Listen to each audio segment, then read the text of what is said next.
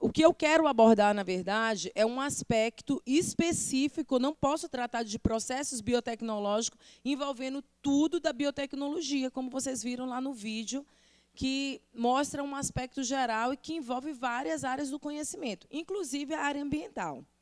A gente tinha pensado a proposta, mas aí ia ficar muito difícil, até pela quantidade de alunos que foi essa disciplina, mas isso vai ficar uma proposta para a segunda oferta, ou dessa disciplina ou de outra, que é exatamente a questão dos projetos que eu tinha falado para vocês, projetos que pudessem ser utilizados, né, na perspectiva UEMA, né, exatamente trabalhando com a gestão ambiental.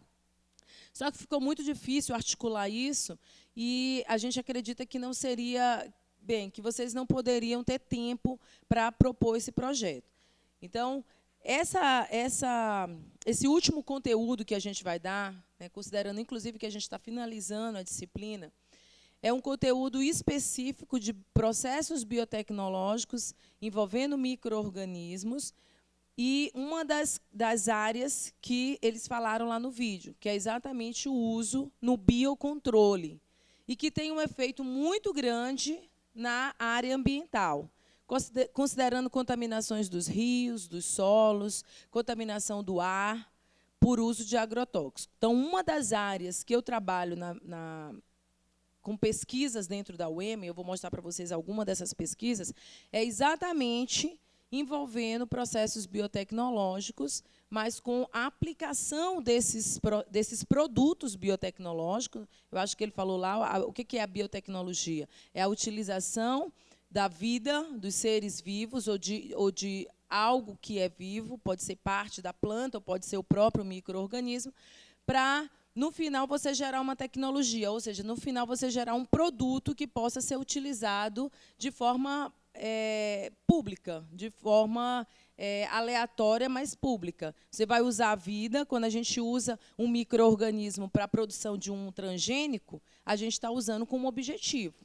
O objetivo é o quê? A planta transgênica a um determinado patógeno. É que essa planta tenha resistência a esse patógeno e, com isso, eu diminuo o uso de agrotóxico. Então, a finalidade, ela deve existir especificamente. Então, por isso que os processos biotecnológicos, eles são avaliados no contexto da produção ou de uma utilização de um produto.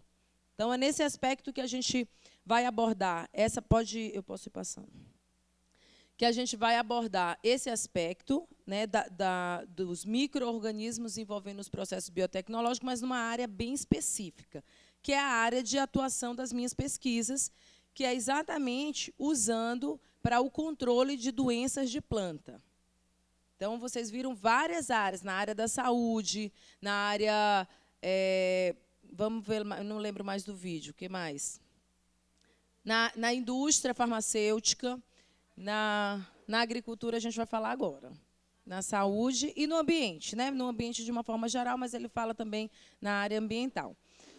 Esse vídeo vai ficar disponível lá para vocês depois.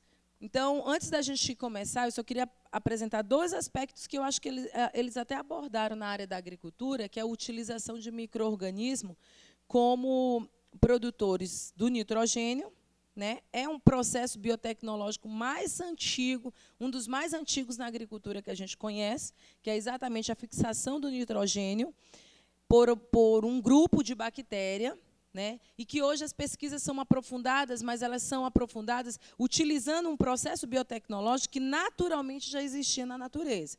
Então, esse processo ele é natural, ele já existe na natureza, que é a bactéria fazendo a fixação do nitrogênio e tornando esse nitrogênio disponível para a planta. Só que o que a gente faz hoje no laboratório? A gente pega esse grupo de bactéria e estuda outros grupos de bactéria que possam fazer essa fixação de uma forma mais eficiente.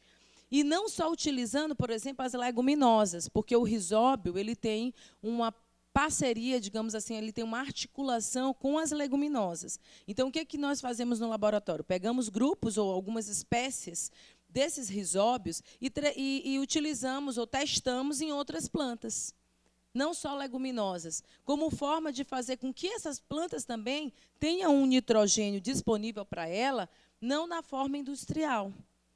mas na forma natural que esse oxigênio está no ar. Então, esse é um processo biotecnológico e também as bactérias que fazem que é responsável pelas produções das trocas químicas, que também são conhecidas como um grupo específico utilizado no meio ambiente, mas que a gente aprofunda as pesquisas utilizando essas bactérias que naturalmente já fazem esses processos biotecnológicos no ecossistema de forma transgênica. Então, o que o pesquisador hoje que trabalha com esses processos biotecnológicos já fazem?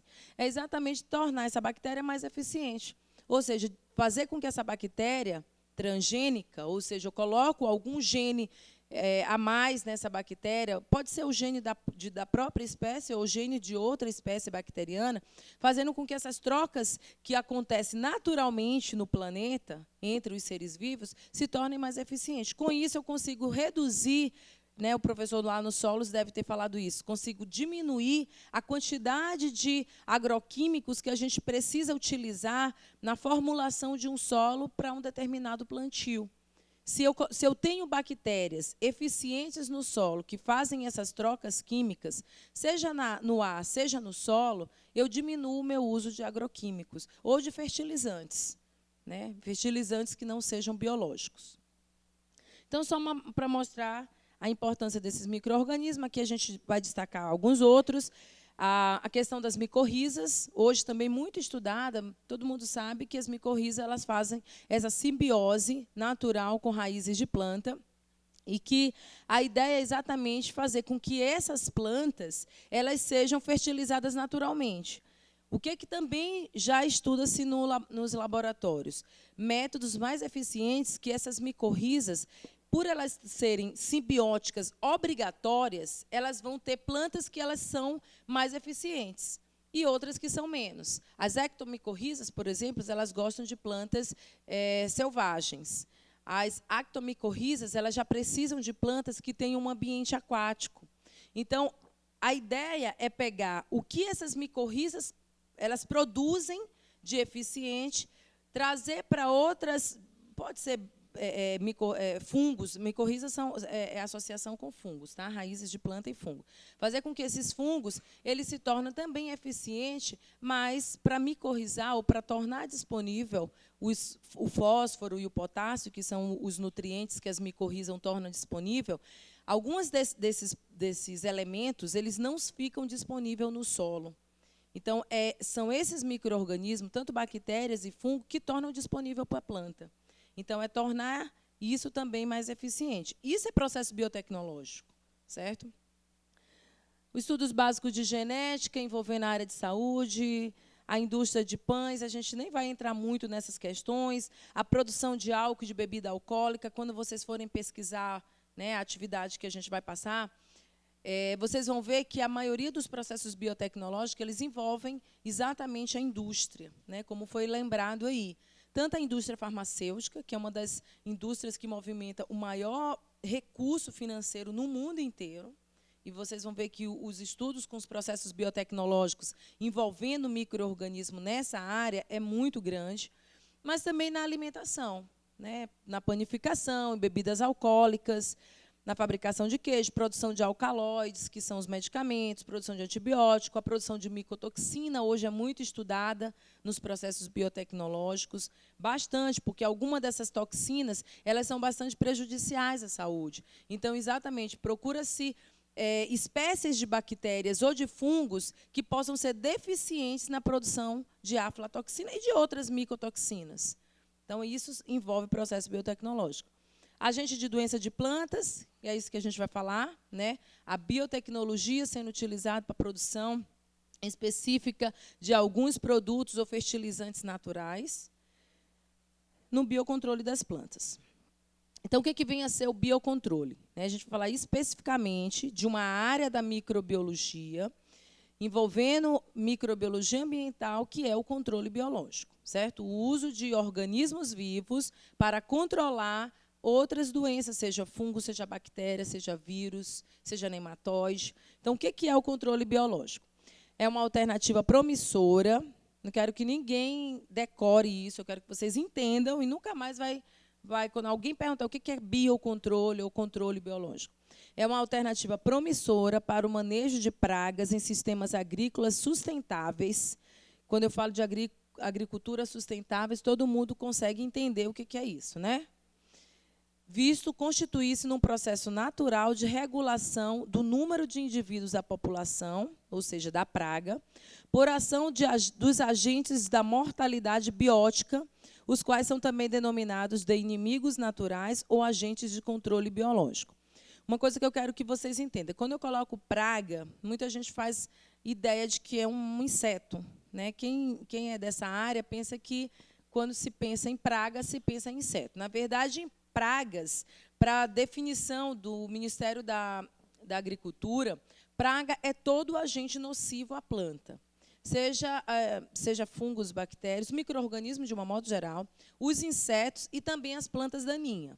Então, se vocês forem fazer algum concurso e tiverem lá pragas como agentes nocivos, não considera só micro-organismo ou inseto. As plantas daninhas também são consideradas pragas. Por isso que ele coloca, o biocontrole nós utilizamos alguns micro-organismos para controlar as plantas daninhas, né? Assim também como para controlar insetos. Existem inúmeros micro-organismos que controlam inseto, inclusive eficientemente. Então, isso é o conceito, né, de biocontrole. Nesse sentido, o controle biológico ele não diferencia do que o controle químico faz. Existe, na verdade, não uma diferença, mas existe uma razoabilidade que difere o controle químico do controle biológico, né? Vocês não são da área específica da agricultura, mas acho que vocês já devem ter muito ouvido falar. O controle químico ele é eficiente porque ele mata aquele inimigo praga, aquele inimigo, né? Ele, em vez de regular o número de indivíduos da população praga, ele simplesmente extermina a população desse indivíduo. Essa é a grande diferença do controle biológico para o controle químico. O controle químico, a ideia é matar totalmente, ou seja, eliminar toda a população praga, seja de micro-organismo, seja o que for. No controle biológico, a ideia não é eliminar totalmente, e sim tornar isso num processo, né, dentro do ecossistema, controlado, ou seja, sustentável. Eu conviver com a minha praga, mas de uma forma controlada ou regulada. Essa é a grande diferença do controle biológico para o controle químico. Nesse sentido, também é utilizado, né, esse tripé, que é exatamente o hospedeiro, o patógeno e o ambiente.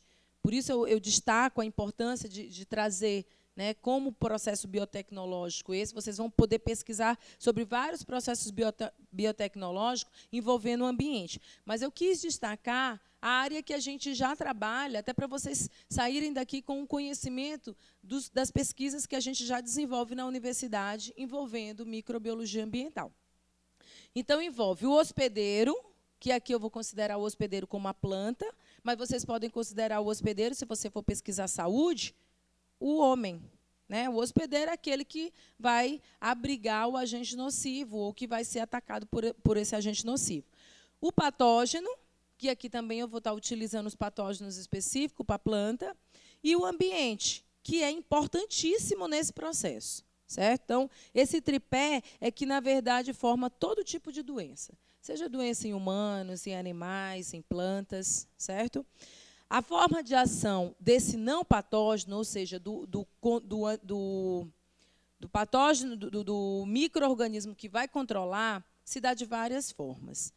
Se dá através do hiperparasitismo, que é exatamente atacando o sítio de infecção desse patógeno. Se dá através da imunização, ou seja, tornar o hospedeiro imune ou resistente a essa doença. Se dá através do antagonismo, exatamente quando o patógeno ele consegue ser antagônico ou produzir substâncias, que são exatamente as micotoxinas, antagônicas ao patógeno. Então, esse processo de biocontrole, ele é, na verdade, complexo, né? A gente está definindo aqui que pode ser hiperparasitismo, imunização, mas, na natureza, isso acontece de uma forma bastante complexa. Um inimigo natural, ou um micro-organismo com potencial de biocontrole, ele pode agir de todas essas maneiras, ele pode agir de duas maneiras, pode agir de uma maneira. Por isso que o estudo com biocontrole é um estudo que não é tão fácil. Eu posso definir um determinado bioproduto para controlar uma doença, mas que não tenha um efeito tão importante, por exemplo, numa outra região ou numa outra área. Exatamente por quê? Porque envolve as questões ambientais, clima, aí envolve temperatura, umidade, o pH. Se a gente considerar o solo, a gente considera, inclusive, os inimigos naturais que tem nesse solo. Então, o biocontrole é uma área lindíssima de se estudar dentro dos processos biotecnológicos, mas é uma área bastante complexa, né? Não é uma área tão simples. Outras formas de ação desses micro-organismos, inclusive a gente vê isso na disciplina de micro-organismo, que é exatamente essas ações antagônicas que acontecem naturalmente. Vocês já, inclusive, estudaram sobre isso, né, em outra área da biologia, que são os processos de antibiose, de competição, de parasitismo, de hiperparasitismo, de predação. Eu não queria destacar todos eles, mas todas essas ações são ações que os micro-organismos eles podem fazer para controlar um determinado micro-organismo praga ou micro-organismo patogênico. Mas eu queria destacar uma área que hoje é bastante estudada, uma área que, inclusive, é a área de atuação das minhas pesquisas, que é a área de indução de resistência, que é exatamente promover ações ou produtos que possam induzir a planta a não fazer um controle direto, mas um controle indireto. O que é indução de resistência? Isso aqui é muito comum, a gente, inclusive, avalia, quando a gente estuda indução de resistência, a gente pega as bases legais da imunologia humana. Nós usamos, inclusive, o que se tem de imunologia nos seres humanos e nos animais para entender como se dá a indução de resistência ou a imunização, a imunologia das plantas. E, para vocês terem uma ideia, o que acontece com as plantas é a mesma coisa que acontece com o ser humano. Uma planta bem alimentada, uma planta com um processo imunológico bastante eficiente, ela resiste mais ao ataque de patógeno. É a mesma coisa que acontece com os animais e com os seres humanos. O processo imunológico de cada um de vocês aqui é diferenciado, das plantas também. Então, o processo de indução de resistência é exatamente isso. É fazer com que a planta ela tenha capacidade de se imunizar ou ter uma imunidade que seja eficiente ao controle de patógenos. E aí, quando você está imunologicamente eficiente na sua ação, vocês ficam imunes também a bactérias, a vírus, né? Não é algo específico. Na planta também. Uma planta que tem uma resistência eficiente, ela fica resistente não só a fungo, a bactéria, mas também a pragas e a ação de insetos. Certo? Então, a indução de resistência, o que ela promove? São micro-organismos e seus metabólitos que induzem no hospedeiro, ou seja, na planta, a alterar os seus mecanismos bioquímicos e produzir substâncias de defesa por liberação de substâncias elicitoras. Então, aqui eu dei um conceito bem simples para vocês entenderem, né? Vamos adiantar. Mas isso não é simples. Né? Quem estuda a indução de resistência sabe, inclusive, que essa indução de resistência ela não está só ligada às ações fisiológicas da planta, mas principalmente às ações moleculares da planta. Certo? Então, quando eu coloco um indutor de resistência numa planta, o que é induzido, ou seja, essas substâncias elicitoras, que é exatamente, quando alguém fala assim de elicitor, né, então eu vou produzir um elicitor na Camila. É porque eu estou produzindo nela eu estou induzindo ela a produzir substância de resposta a um determinado patógeno. Mais ou menos o que acontece com a gente quando a gente toma lá uma vitamina C, quando a gente toma alguns outros medicamentos que já existem no mercado para aumentar a nossa imunidade. Então, a gente induz no nosso organismo a produzir substância de resistência ao ataque de um vírus, ao ataque de uma bactéria. Nós já temos esses processos induzidos naturalmente. O que nós fazemos no laboratório, e as plantas também já têm. O que nós fazemos é aumentar essa eficiência através dos estudos que nós fazemos, né, com a indução de resistência. Alguns produtos já existem no mercado à base de micro-organismo, para o controle biológico. Na verdade, existem vários. Existe uma infinidade. O que nós estamos tentando, já faz um bom tempo, né, é produzir um produto, ou ter bases de um produto que a UEMA possa lançar no mercado como um produto de biocontrole. Mas, como eu falei para vocês, isso é complexo, porque para eu lançar um produto desse e ele ter o selo do Ministério da Agricultura, eu preciso, inclusive, testar ele em outras regiões do Brasil. Por isso a complexidade. Por quê? Porque eu vou estar empacotando aqui um produto que é a base de um micro-organismo. É bactéria, é vírus, é fungo em vivo, dentro de um pacotinho desse. Então, isso é muito complexo. Mas a gente tem um estudo que já tem um tempo, que é exatamente identificar espécies de tricoderma, que é um fungo biocontrolador, aqui do Maranhão, com esse potencial. Uma outra ideia que a gente tinha tido no passado, mas que eu realmente não levei adiante, foi pesquisas na área de algas. Quem fez a disciplina comigo de micro-organismo, lembra que eu falei sobre isso. Cadê Liliane? A Liliane ia fazer esse trabalho comigo. Que era exatamente a gente identificar espécies de microalgas para testar como um produto natural. Por quê? Porque já existem vários produtos no mercado à base de algas que são bastante eficientes. As algas, diferente dos fungos, elas perdem pouco a sua capacidade de controle ou de indução de resistência. Os fungos, pela sua própria capacidade, eles sobrevivem muito pouco nos substratos, eles acabam perdendo a sua eficiência. As algas, não. Tanto é que um produto que a gente tem bastante estudado, que é o Acadia, as meninas têm pesquisado isso, vocês veem que ele tem um efeito sobre várias doenças, né, fungo, bactéria, e ele é utilizado como biofertilizante, e, além disso, ele não perde a sua capacidade. A gente tem produtos de esse Acadia mesmo, que a viabilidade é 2 anos, enquanto que um produto desse à base de fungo é de 6 meses, né, em temperaturas ideais. A base de bactéria, existem vários à base de bactéria, por exemplo, o Message é a base de uma bactéria, que é Vinha amylofora. Esse produto, ele passa 2 meses na geladeira. Se você não utilizar, ele acaba perdendo a sua eficiência. E os produtos à base de alga, não. Ele tem uma viabilidade muito maior. Então, é uma pesquisa que eu tinha interesse de fazer, que era exatamente descobrir espécies de microalgas aqui do estado, que tem uma diversidade enorme. Não sei se vocês têm conhecimento disso, mas o estado do Maranhão, uma pesquisa que saiu, não foi nem daqui, foi uma pesquisa de fora, pesquisadores, acho que de uma outra universidade, eles viram que a diversidade de microalgas nas regiões do estado, do Nordeste, de um modo geral, ela é muito grande, e no estado do Maranhão, onde se tem a maior diversidade de microalgas, e que não tem nada pesquisado. O que essas algas produzem? Bem, quais os efeitos elas estão fazendo na natureza, se benéfico ou maléfico. Então, existe um campo enorme, né? Eu queria viver só para fazer esse tipo de pesquisa, mas não tem como. Mas existe um campo muito grande de pesquisa aqui, muito grande mesmo.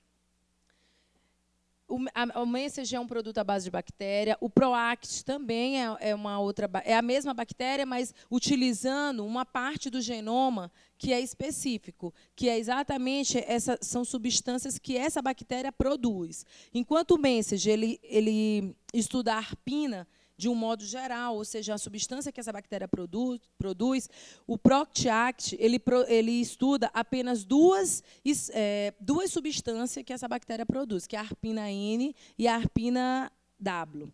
São substâncias que eles conseguem identificar. Professora, e essas substâncias são produzidas o quê? São substâncias que são identificadas através do sequenciamento de genes e ver o que essa bactéria produz geneticamente, certo? Então, que são exatamente essas substâncias, são alguns genes específicos. Haustonia solanaceae é outra bactéria, Pseudomonas syringae também. Então, o que ele fez, o Proact? Ele pegou várias substâncias de diferentes bactérias e ele fez um mix desse produto para o controle de doenças. O Iotus também é uma bactéria, aliás, é uma alga que produz a laminarina. A gente tem inúmeras algas. Se a gente for ver, laminarina praticamente todas as algas produzem. Mas o que é importante é você identificar a espécie que produz mais eficientemente, que é exatamente esse tipo de pesquisa que a gente poderia fazer aqui. Pegar uma diversidade de algas de diferentes locais do Maranhão e estudar bioquimicamente e geneticamente o que essas algas produzem. E aí, sim, a gente pegar esses produtos e utilizar no biocontrole. E, quem sabe, até patentear um produto. Existem outros produtos à base de tricodermil. Né? Na verdade, tricodermil, existem vários produtos à base de tricoderma. Vários mesmo. Se você colocar lá, produtos de biocontrole, à base de tricodermil, vocês vão encontrar vários. Então, o tricodermil é um dos que a gente mais utiliza aqui, né, para as nossas pesquisas. Todos esses produtos já são vendidos no mercado. Tá? São produtos que já estão disponíveis no mercado. O Tricodex também. O Acadian é esse produto que eu falei para vocês, que é a base de alga e que a gente está bastante utilizando nas pesquisas das meninas e tem tido um resultado muito bom. A gente tem usado esse produto, é um produto que ele é vendido no mercado não como biocontrolador, mas como biofertilizante. Aquele lá, Acadian. E ele, na verdade, ele foi produzido como uma forma de fertilizar a planta, ou seja, tornar a planta mais resistente, a planta mais, digamos assim, mais forte, mas não se tinha pesquisa se essa eficiência era para o controle de doença. E é exatamente isso que a gente faz aqui. É ver se esse produto ele tem ação de indução de resistência na planta quando a gente coloca um patógeno. E aí a gente já fez várias pesquisas com frutas em pós-colheita. Agora, acho que a Ronilde está fazendo isso em pós-colheita também. A Marcela trabalhou com uma planta específica, que é o quiabo, e ela fez o teste dela, tanto em casa de vegetação, quanto no laboratório de bioquímica.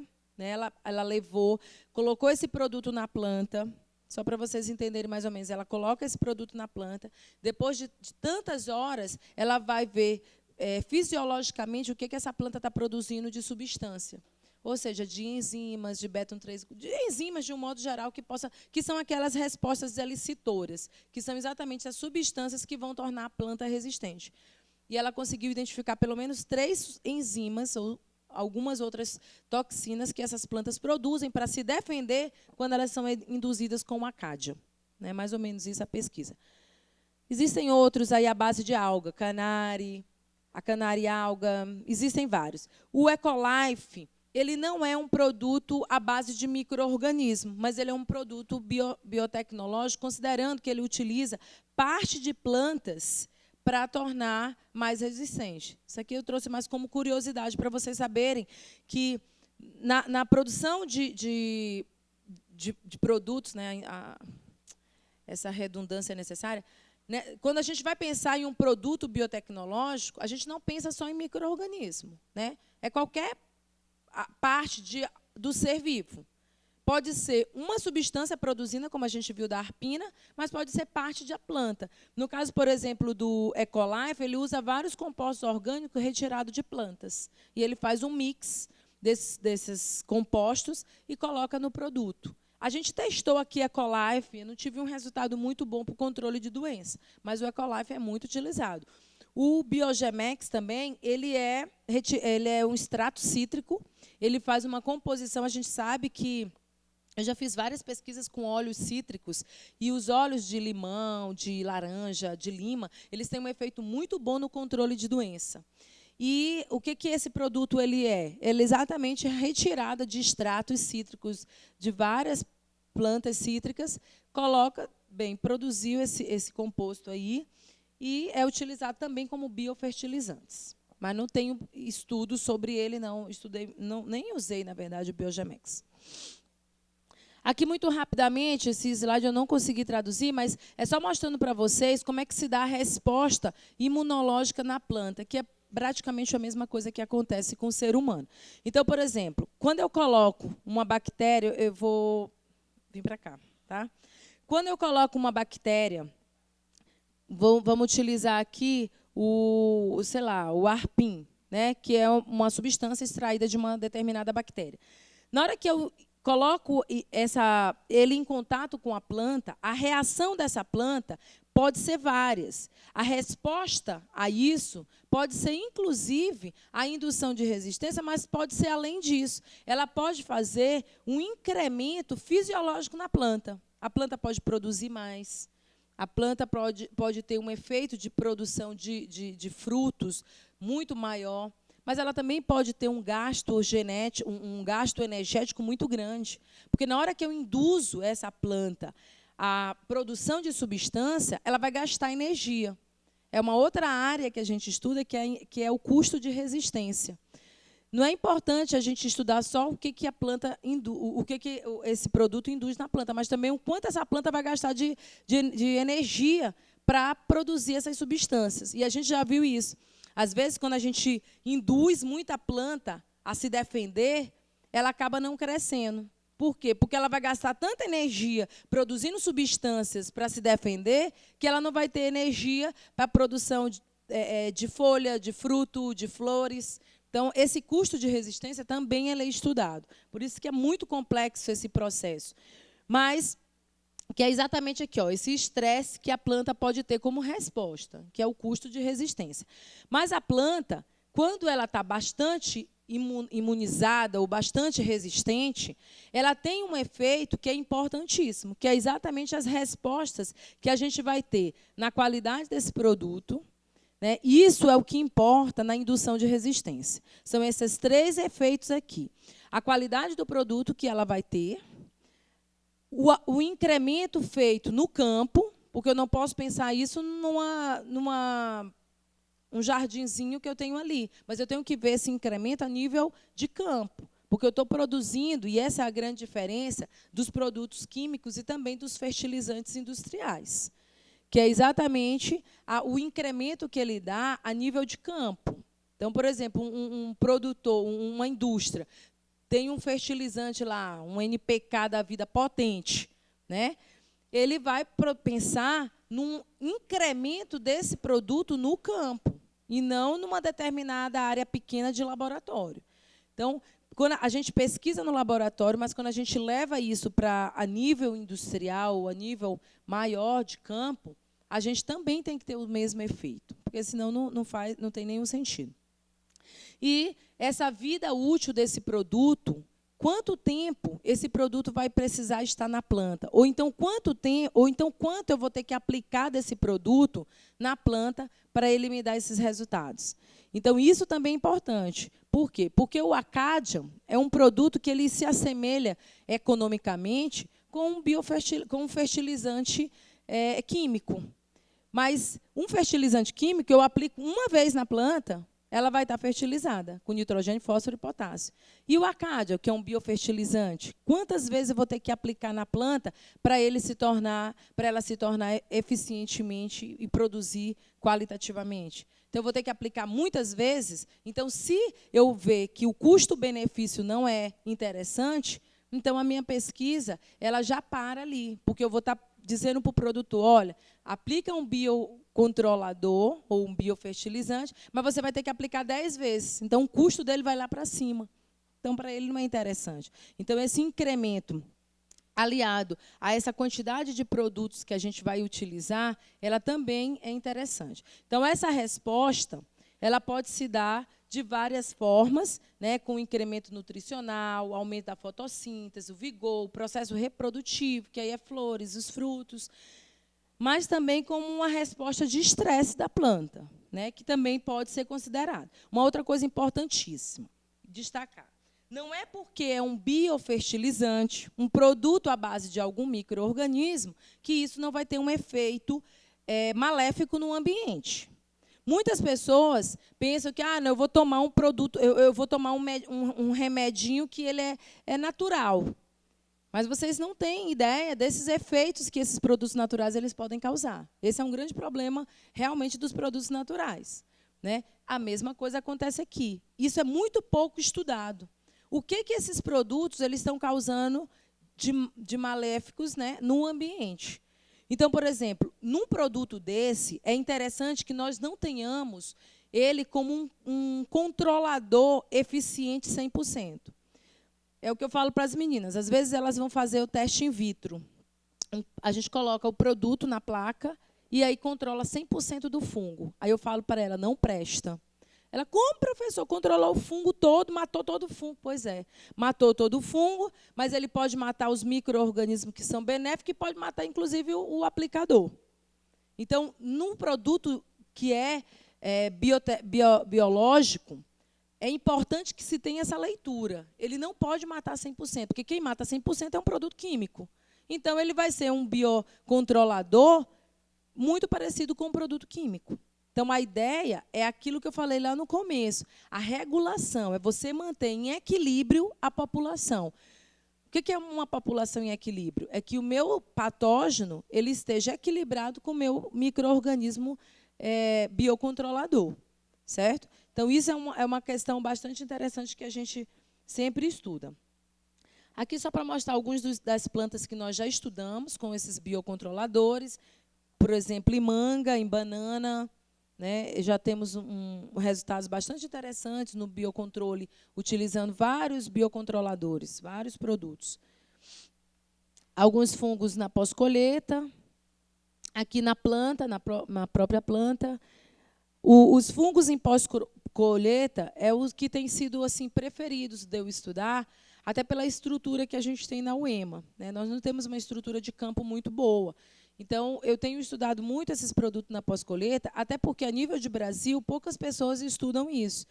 E a gente considera, inclusive, que esses biocontroladores eles podem trazer uma resposta muito interessante para a população, considerando que muitos desses produtos, aliás, muitas dessas frutas, antes delas irem para as prateleiras, elas são, inclusive, colocadas, são utilizadas produtos que são, alguns agroquímicos, que podem trazer prejuízos para a população. Então, vocês já devem, né, acompanhar alguns dos produtos, das frutas que mais têm resíduos de agroquímicos, são morango, são as frutas que a gente consome in natura.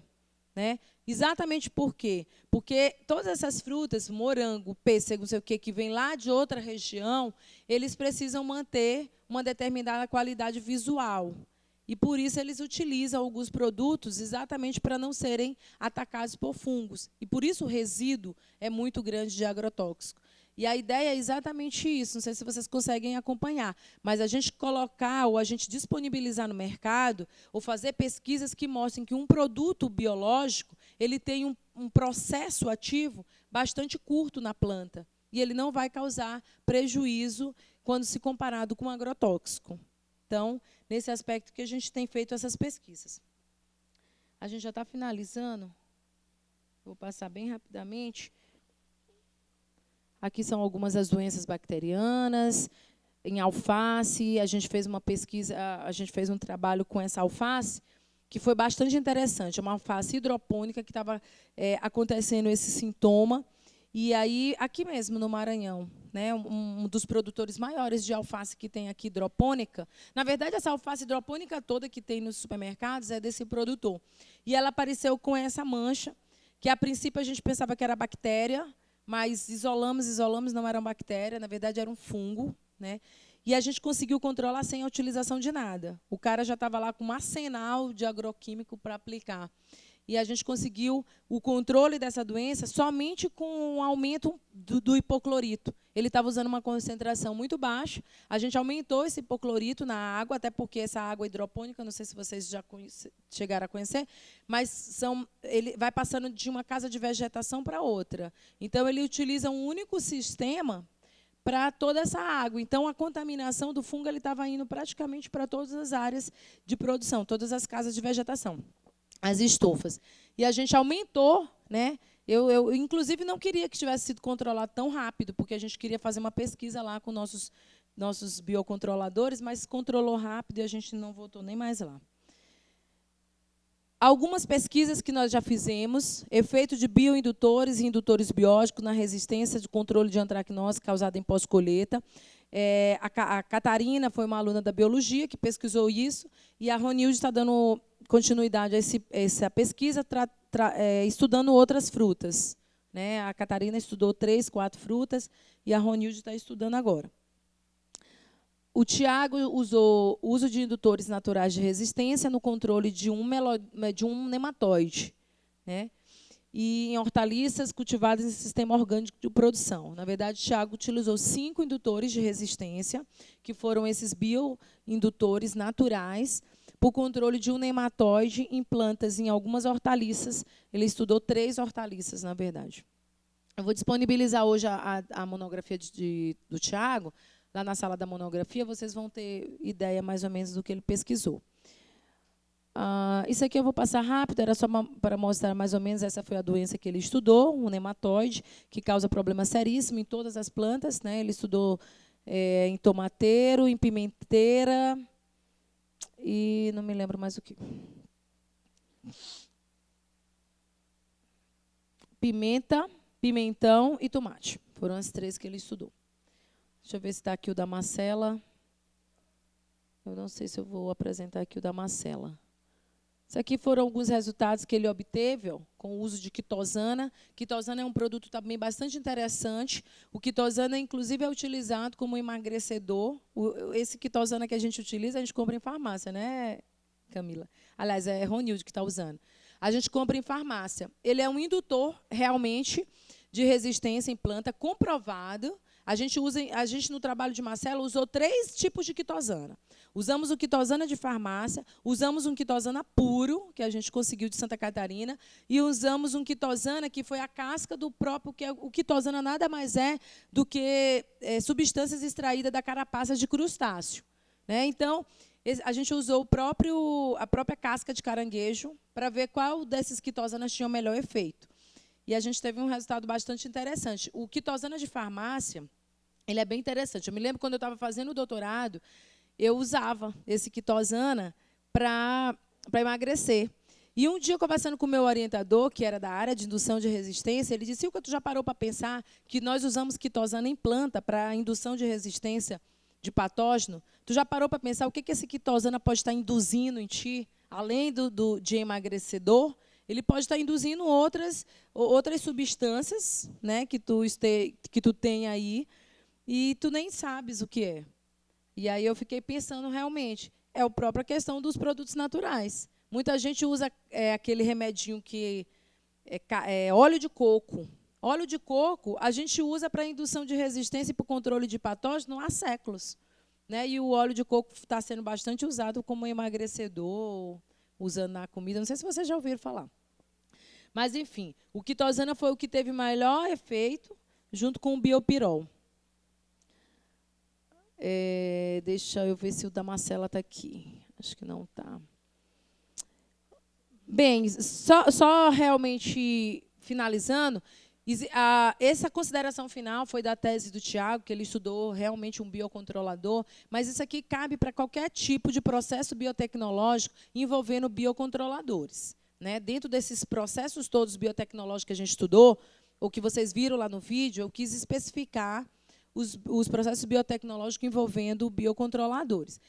E essas considerações, elas realmente são considerações que devem ser bastante consideradas, principalmente quando a gente fala de micro-organismos ambientais ou de microbiologia ambiental.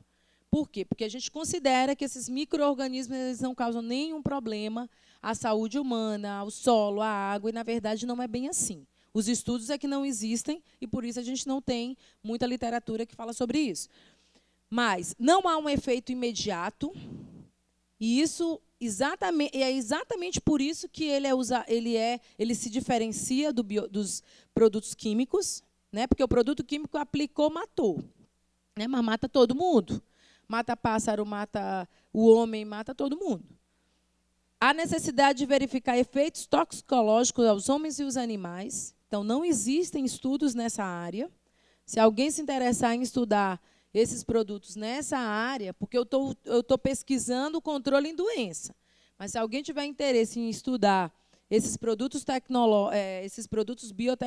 de biocontroladores, como com a parte toxicológica em animais, em planta, em homens, vamos fazer essa pesquisa, porque não existe. Então, por exemplo, eu não sei o que o acádia ele pode causar no ser humano. O resíduo do acádia no ser humano, né, que é exatamente esse produto à base de alga. A necessidade de integrar com outros métodos de controle. A gente não tem o biocontrolador como a única forma de controle de doença. A gente tem que pensar que os produtos de biocontrole ele tem que estar integrado a outra forma de controle, exatamente porque não se tem esse efeito total, ou esse efeito 100%, né, de controle. E o estudo dos impactos ambientais são bastante necessários, porque não existe nenhum tipo de pesquisa nessa área. Por isso, eu achei interessante trazer isso para vocês. Lógico, isso é uma parte bem pequena do que é estudado dentro dos processos biotecnológicos, mas uma parte que não pode ser desconsiderada, considerando, inclusive, que nós estamos pesquisando muito e estamos, inclusive, sugerindo muito esses biocontroladores para os produtores, certo? Então, o estudo desses impactos ambientais com esses biocontroladores é importantíssimo. Isso que a gente tinha para apresentar. Eu vou estar disponibilizando tanto isso quanto o outro vídeo.